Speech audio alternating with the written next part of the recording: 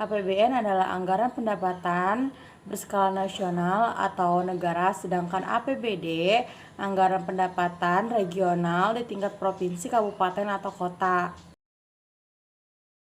2. Pendapatan asli daerah atau PAD. A. Pajak daerah. B. Retribusi daerah. C. Bagian laba badan usaha milik daerah.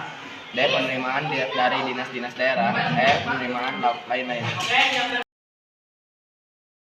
Belanja langsung adalah belanja yang dianggarkan terkait secara langsung dengan program dan kegiatan.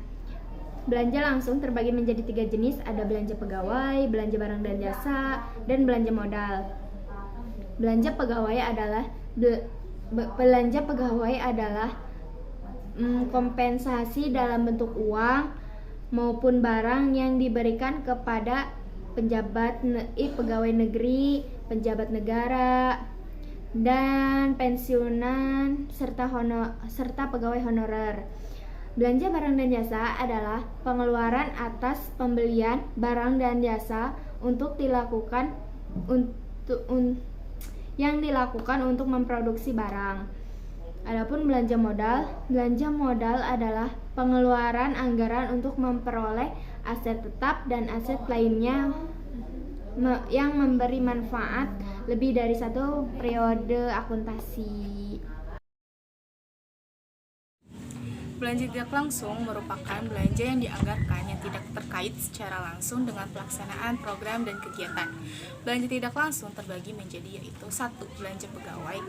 Belanja pegawai adalah kompensasi dalam bentuk uang maupun barang yang diberikan kepada pegawai negeri, pejabat negara, dan pensiunan serta pegawai honorer. Yang kedua ada belanja bunga. Belanja bunga merupakan anggaran untuk pembayaran bunga atau interest yang dilakukan atas kewajiban penggunaan pokok hutang atau principal outstanding.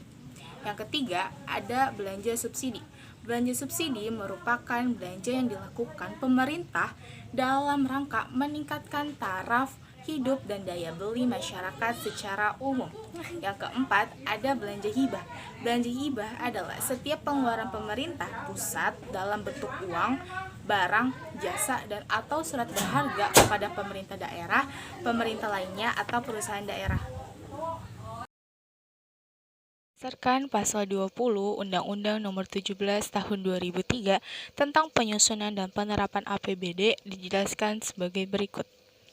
Yang pertama, pemerintah daerah mengajukan rancangan peraturan daerah tentang APBD disertai penjelasan dan dokumen-dokumen pendukungnya kepada DPRD pada minggu pertama bulan Oktober tahun sebelumnya.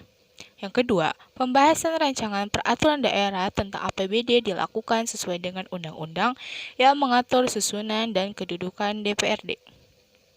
Yang ketiga, DPRD dapat mengajukan usul yang mengakibatkan perubahan jumlah pemerintah dan pengeluaran dalam rancangan peraturan daerah tentang APBD. Yang keempat, pengambilan keputusan oleh DPRD mengenai rancangan peraturan daerah yang dilakukan selambat-lambatnya satu bulan sebelum tahun anggaran yang bersangkutan dilakukan. Mekanisme penyusunan APBD. Yang kelima, APBD yang disetujui oleh DPRD terperinci sampai dengan unit organisasi, fungsi, program, kegiatan, dan jenis belanja.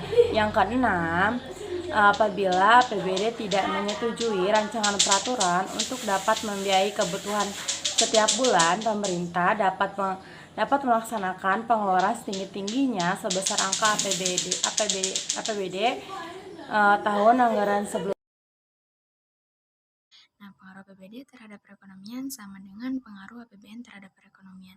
Apa sih pengaruhnya?